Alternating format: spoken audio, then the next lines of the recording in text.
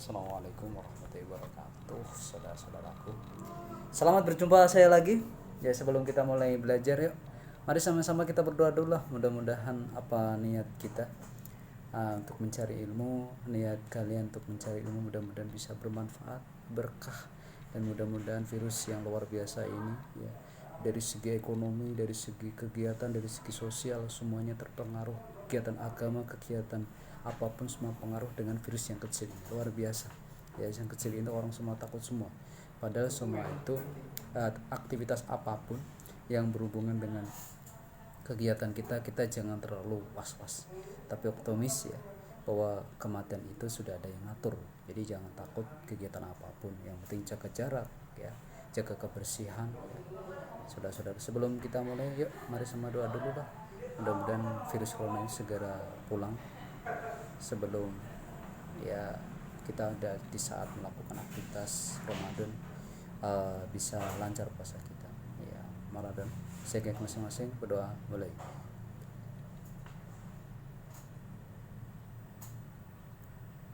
Selesai. Terima kasih buat anak-anakku, kita bisa ketemu di video ini ya, mudah-mudahan bisa bermanfaat dah. Kemarin kita membahas masalah audit, sekarang pertemuan kelima ya. Pertemuan kelima membahas tentang sistem pengendalian intern atau disebut juga pengawasan dalam proses audit ya. Audit sini adalah intinya, dalam pemeriksaan ini adalah kita melakukan pemeriksaan terkait laporan keuangan perusahaan ya. Namanya pemeriksaan pasti ada minimal lah, kita bisa tahu sekitar 70% ya, saudara-saudara. Nanti kalau ada pertanyaan silahkan klik ya, klik di classroomnya. Nanti silahkan di situ Pak ada pertanyaan, monggo silahkan bertanya. Dan untuk persiapan tugas-tugas kalian tolong dikerjakan ya, sesuai dengan tugasnya masing-masing ya. Supaya apa? Supaya terrealisasi dengan apa yang diinginkan tadi. Yang pertama adalah ada di sini terkait dengan pemeriksaan ya. Pemeriksaan adalah proses adanya ya, SPI, pengendalian audit dan pendapatan akuntan dan materitas ya. Tas di sini berarti ada ya SPI. SPI itu adalah sebenarnya adalah struktur.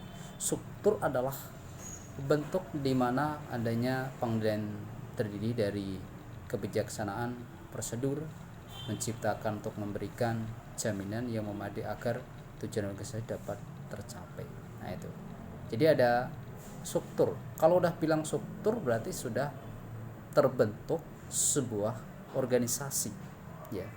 Tanpa ada organisasi kita akan apapun dalam perusahaan pasti butuh organisasi. Nggak bisa kita kerja sendiri. Hidup pun nggak akan bisa kerja sendiri. Contohnya kasus di Indonesia ini.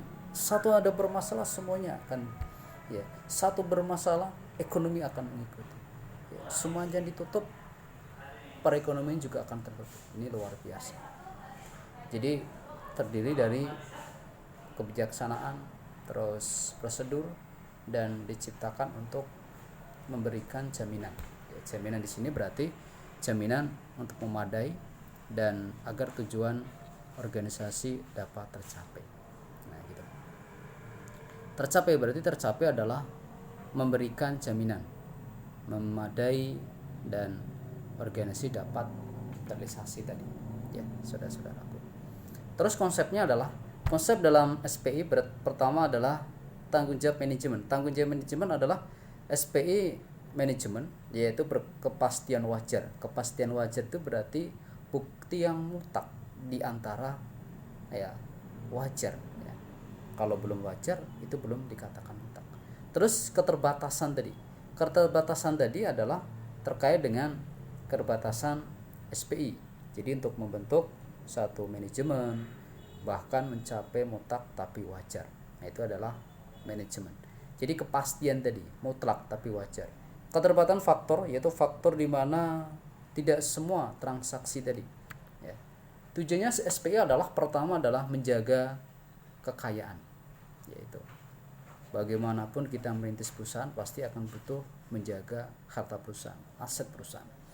Jadi mulai dari laba perusahaan, mulai dari tambahnya perusahaan, Terus mendorong efisiensi, ya. Jadi adanya harta, terhindar dari kesalahan. Itu kalau tanpa ada pengawasan, bagaimana kita bisa mengecek orang lain tanpa ada pengawasan? Bagaimana kita bisa ngecek kepribadian sebuah perusahaan itu? Mendorong kepatuhan dan peraturan kebijaksanaan. Peraturan bijaksana di sini adalah memberikan terobosan atau kebijaksanaan yang harus dipatuhi. Mengecek ketelitian, terus kehandalan data yang dihasilkan, cek kebenaran. Dari hasil kebenaran di sini berarti adanya data yang benar-benar ada bukti nyatanya. Ya, ada namanya SPI-nya, berarti ada kewajiban otorisasi yang tepat, ya, transaksi yang dicatat, transaksi yang jadi itu ada bukti transaksinya, ya, berarti ada bukti transaksi. Terus klasifikasi data adalah data tersebut bisa dilakukan bukti dalam proses penggolongan tadi, ya. Kalau kas ya masuk di jurnal penerimaan kas, kalau pembelian secara kredit berarti masuk jurnal pembelian. Terus dinilai tepat. Semua laporan itu dikatakan tepat adanya perbandingan, ya, relevan. Jadi apapun pasti ada perbandingan itu tepat. Tapi kalau nggak ada perbandingan, bagaimana bisa dikatakan itu tepat? Dicatat pada waktu, ya, tepat waktu.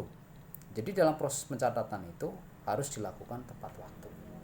Kalau tidak tepat waktu, ya pasti laporannya adalah timbulnya laporan yang tidak relevan, timbulnya laporan yang akan memberikan gambaran atau terobosan perusahaan itu, ya nanti keputusannya akan terlambat. Harusnya target penjualan naik, tapi dengan penentuan harga lambat, ya udah kita dikalahkan sama pesaing kita. Begitu maksudnya. Itu dari segi pemasaran. Kalau dari segi keuangan, ya kita kesulitan target kita penjualan, karena marketing sama keuangan itu adalah melakukan analisa. Jadi nggak bisa satukan dianalisa. Terus dicatat sah. Sah di sini adalah orang punya wewenang. Kalau kita nggak ada wewenang, bagaimana dikatakan valid data itu? Dimasukkan dalam catatan tambahan atau seperti piutang, terus buku pembantu, yaitu harus ada buku pembantu utang, piutang, dan seterusnya. Terus unsurnya adalah dalam lingkungan tadi ada struktur, komitmen, dan metode wewenang organisasi manajemen yang cakap pengaruh eksternalnya. Nah, cakap di sini berarti orang yang sanggup, orang yang mampu melakukan penyelesaian sesuai dengan kemampuan dia. Kalau dia nggak mampu, ya jangan berharap untuk melakukan proses audit, ya. Orang yang menguasai aja belum tentu bisa mengaudit, apalagi orang yang nggak punya bidangnya, apalagi orang nggak punya keahlian, ya. Itu berarti di sini adalah prosedur otorisasi. Adanya catatan tadi, catatan adalah bukti yang akan dibuat dalam proses tadi. Pengendalian akses itu berarti ada pengendalian siapa yang pengguna. Seperti sebuah perbankan ada namanya chipnya siapa, ya, passwordnya siapa, usernya yang pengguna siapa. Dia akan melakukan verifikasi data tadi. Verifikasi yang independen. Pihak yang melakukan pemeriksaan harus independen. Di lapangan itu kan jarang sekali bisa dikatakan independen kalau kita bukan kantor akuntan publik, ya, ditugaskan di situ.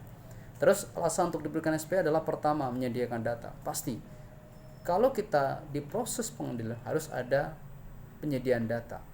Kalau kita nggak ada data, bagaimana kita periksa laporan itu?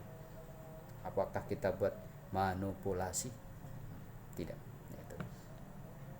Pengamanan aktiva pasti, karena apapun kegiatan perusahaan itu bagaimana meningkatkan proses aktiva, bukan mengurangi aktiva.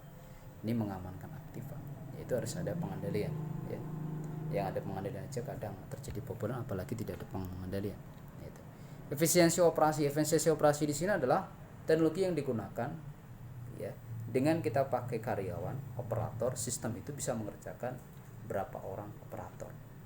Yaitu berarti harga mesin tinggi, tapi secara manfaat secara digunakan efisien. Contohnya lagi komputer adalah dikatakan teknologi Pertama untuk dampak negatifnya ya boros listrik ya, terus timbulnya panas, tapi manfaatnya positifnya bisa menyimpan berapa ribu, tinggal kemampuan hard disk yang digunakan. Beda dengan manusia, komputer dikerjakan dibiarin aja sampai 8 jam nggak istirahat dia tetap kuat, tapi kalau manusia bisa timbul adanya suhu, tekanan akan naik. Nah itu. Terus dari sudut auditor, perencanaan audit, penentuan waktu ya. Ada penentuan sikap dan luas pengujiannya. Dari sudut auditornya, jadi ada perencanaan audit, penentuan waktu, dan menentukan sikapnya. Di sudut auditnya. Ya, saudara-saudara ke sudut auditnya. Jadi perencanaan waktunya, penentuan sikap, dan luas pengujiannya. Sudut auditor. Jadi akan menentukan perencanaan audit, menentukan waktu. Waktu itu apa? Ya kita di saat kita perencanakan untuk audit itu hari apa. Ya. Terus menentukan sikap. Bagaimana sikap tim audit tadi? Meluas pengujian. Ya. Terus tahap audit adalah yang pertama evaluasi. Evaluasi di mana melakukan penerimaan tugas tadi. Ya. Jadi adanya evaluasi tes manajemen, adanya kemampuan dalam proses pemeriksaan, adanya sikap suatu perjanjian atau waktu penerimaan tugas. Kalau tugas kita nggak kita selesaikan dengan baik, ya bagaimana dalam kita keputusan, saudaraku. Terus elemen perencanaan audit. Apapun unsur yang mempengaruhi dalam proses di audit tadi, adanya mempelajari klien, adanya mempelajari SPI, adanya nilai materialitas, adanya risiko pemeriksaan dan menentukan tujuan dalam program audit, saudara-saudara. Ya intinya adalah dalam elemen ini adalah harus kita periksa suatu tempat, kita harus mampu menguasai. Ya, ada cerita zamannya tahun 1992 ya, ada Garuda itu dilakukan sebuah ya, data atau sebuah penjarahan, tapi Kopassus kita melakukan pemeriksaan atau melakukan pesegapan itu harus dilakukan pelatihan dulu. Sama juga pelatihan di sini juga mempelajari ya, usaha kalian itu kayak apa gitu. Terus mempelajari SP. SP di sini adalah bagian-bagian apa saja yang dilakukan proses tadi. Ya. Terus nilai materialnya, yaitu menentukan risiko pemeriksaan. Ya. Risiko pemeriksaan tadi. Jadi kalau pemeriksaan itu apa? Menjaga nama baik perusahaan, menjaga data perusahaan, menjaga data perusahaan, dan menjaga semua tes perusahaan itu. Terus menentukan tujuan dan menyusun program audit. Ya, rencana audit itu kayak apa bentuknya? Harus disusun. Kalau disusun bagaimana kita melakukan menentukan sikapnya tadi. Nah, itu. Terus pengawasan pemeriksaan berarti melakukan perintah asisten untuk mencapai tujuan, menjaga informasi penting, memeriksa kerja, terus merumuskan pendapatan, ya, perbedaan pendapatan. Itu saudara-saudaraku. Jadi perlu adanya sebuah sub atau sebuah pengawasan. Kalau tidak ada pemeriksaan bagaimana? Wah, bisa kacau urusan itu. Menjaga pentingnya, memeriksa kerja, ya, mengurus pendapatan. Ya. Terus faktor yang pemeriksaan dilakukan tadi, ada namanya faktor yang mempengaruhi perlunya audit tadi, laporan keuangan. Jadi antara investor dan perusahaan berjauhan tadi, banyaknya permasalahan bersikap kompleks. Ya. Adanya masalah konsekuensi, perlunya ada pemeriksaan dan perbedaan kepentingan investor dan perusahaan tadi. Pemeriksaan laporan keuangan ada manfaatnya. Pertama adalah menambah kualitas perusahaan. Itu. Jadi mendorong suatu inflasi tadi ya, informasi.